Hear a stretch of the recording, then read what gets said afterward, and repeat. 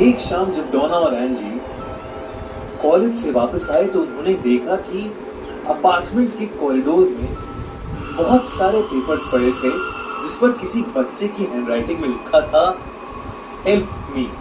और कॉरिडोर के एंड पर डोना की डॉल थी जो एंजी के रूम के दरवाजे से सटी हुई थी।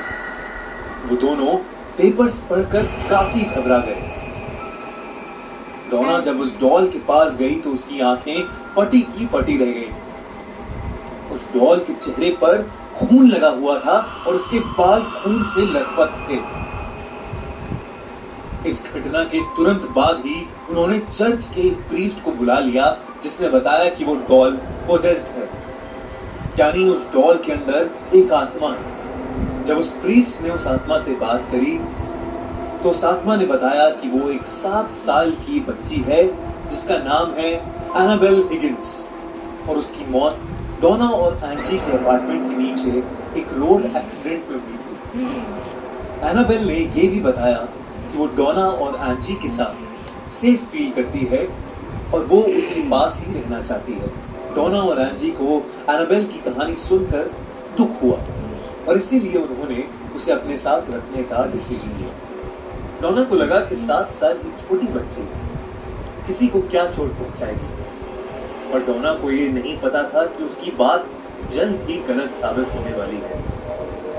एंजी का एक बॉयफ्रेंड था लू जो कभी कभी उनके अपार्टमेंट में रहने आता था। जब एंजी ने उसे एनाबेल के बारे में बताया तो लू बहुत घबरा गया।